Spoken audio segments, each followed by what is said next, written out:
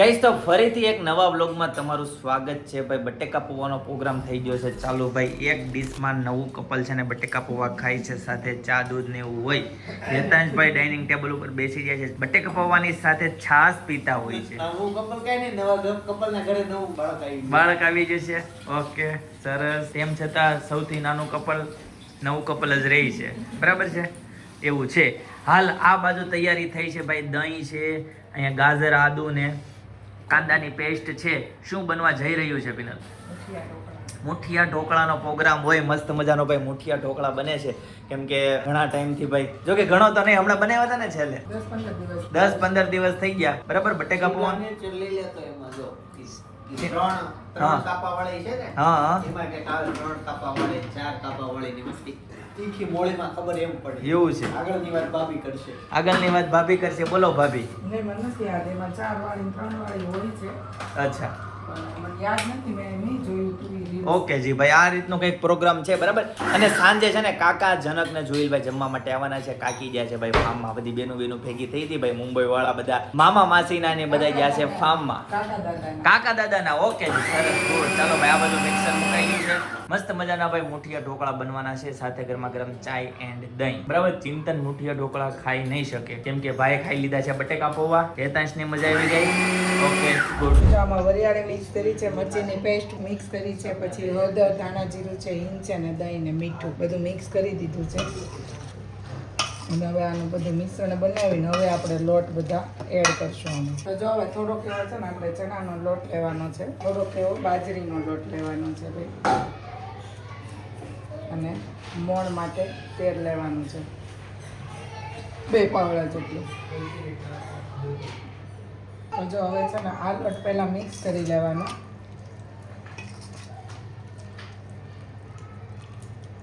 તો મસ્ત બધી પેસ્ટ તૈયાર થઈ ગઈ. આમાં બધા જ મરી મસાલા આવી ગયા. આપણા જેટલા ઘરના સભ્ય હોય ને એ પ્રમાણે બધી વસ્તુ બધી લેવાની. અને હવે આપણે મેઇન જે લોટ નાખવાનો થાય એ ભાખરીનો લોટ નાખશું. હવે છે ને આપણે ભાખરીનો લોટ ભાઈ આમાં મિક્સ કરી દેવાનો છે. તો આપણે છે ને લોટ તો નાખી દીધો, પણ પાણી ગરમ સાથે સાથે મૂકી દીધું છે, એટલે આપણે મુઠિયાનો લોટ બંધાઈ તરત આપણે મુઠિયા મૂકવા જ મળશે. જઈશ તો ફાઇનલી ભાઈ મસ્ત મજાનો લોટ બંધાઈ ગયો છે. જોઈ લે ભાઈ લોટ.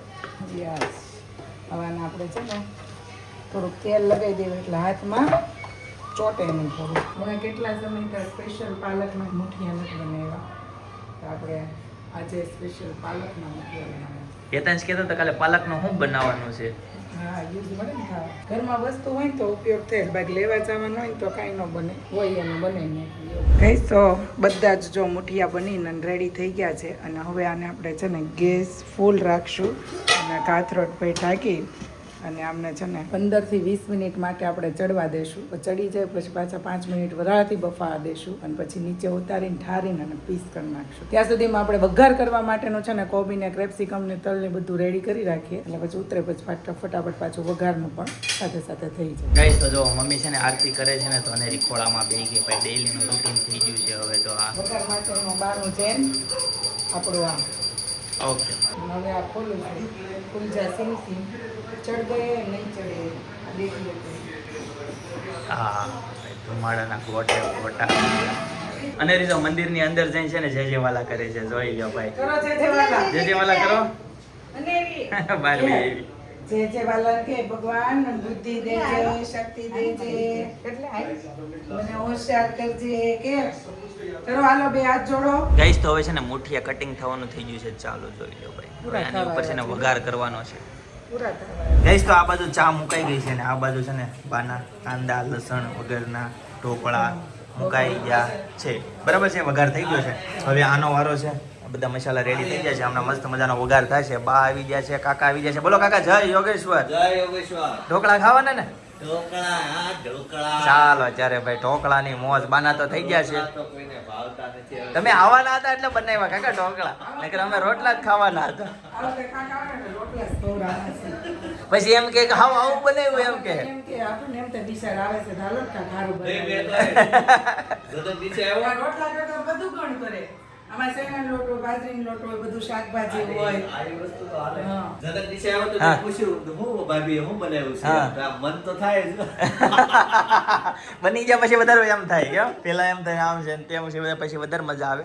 બરાબર, હમણાં થોડી વારમાં બની જાય. પિનલ કેટલી વાર છે હવે? બસ આ ચા મેં કીધું ઉપરાંત પછી વધારવું. ઓકે જી સરસ, ચાલો ગુડ. અને ચિંતન તપના છે ને ભાઈ ગયા છે એક પ્રસંગમાં, એટલે હવે જ્યાં જમવાનું છે ને, અને ત્યાંથી પાછા અમે ફરીથી બધા ભેગા થવાના છે અને એક પ્રોગ્રામમાં જવાના છીએ. તો વઘારને આપણે શરૂઆત કરી દેવી ભાઈ.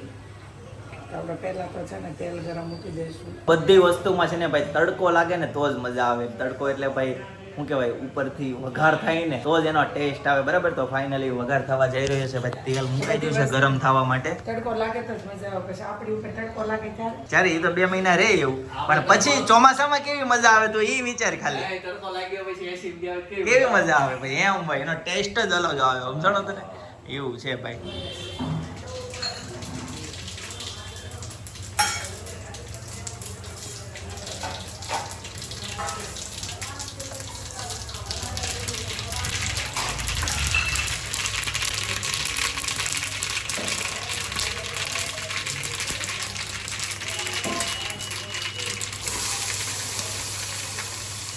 આમાં કાંદા, કેપ્સિકમ, કોબી બધું તમને જે દેખાનું જ હશે બનાવીશું. સ્વાદ પ્રમાણે પછી આપણે ઉકળામાં તો મીઠું હોય, પણ ખાલી આપણે સલાડ પૂરતું જ આપણે મીઠું મિક્સ કરવાનું છે. ગળ પણ વઘારમાં જ નાખવાનું છે. ગળ પણ આપણે ઢોકળામાં તો ન નાખ્યું, વઘારમાં થોડું ગળ પણ નાખી દેવાનું. કોબી, કાંદા અને કેપ્સિકમ ત્રણેય વસ્તુ છે ને ચડી ગયું છે. અને હવે આપણે છે ને આ મુઠિયા જે કટિંગ કર્યા છે ને આપણે આમાં મિક્સ કરી દઈશું.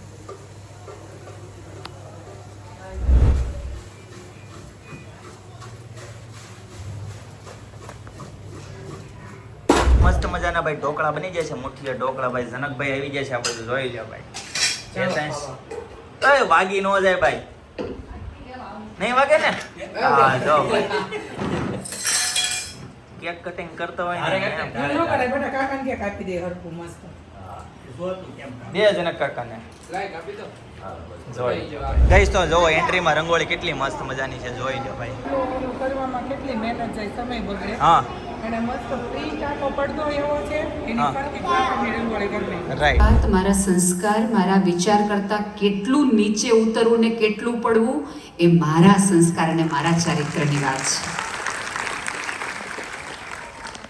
જો એ ફોટામાં દેખાતા હોય એનો અર્થ એ છે કે તમે જેની સાથે ફોટો પડાવી રહ્યા છો એની સાથે તમને અનહદ મજા આવે છે. કોઈક એવું કનેક્શન છે કે બાજુમાં આવે ને તો દાંત કઢાઈ જાય છે. બાકી દાંત પાડવા વાળાની કઈ જમાત ઓછી છે જગતમાં? એની વચ્ચે કોક તમને એવું જડી આવે છે. એ કાર્ડમાં એમ લખ્યું હોય, I am sorry, I made a mistake and I need help. મારી ભૂલ થઈ ગઈ, આ ભૂલ મારાથી થઈ છે અને એની માટે મને મદદની જરૂર છે. આખા વર્ષમાં તમે 3 વખત પણ જો એ કાર્ડ ન વાપરો તો આવતા વર્ષ સુધીમાં તમને પ્રમોશન નહીં અપાય. 3 વર્ષ સુધી જો તમે આ કાર્ડનો ઉપયોગ નથી કરતા તો કંપની તમને કોઈ કારણ વગર એમ કહી શકશે કાલથી તમારે નથી આવવાનું. ભૂલ જો કોઈ વ્યક્તિથી થતી જ ન હોય એનો અર્થ કે કોઈ કામ કરતું જ નથી. જે કરતું હોય એનાથી ભૂલ થાય. જેણે નિર્ણય લેવાની હિંમત કરી હોય એની હિંમત તૂટે. તમે જ પલોઠી વાળીને બેઠા જ રહો કે બરાબર બરાબર બરાબર તો તમને કાંઈ ન થાય.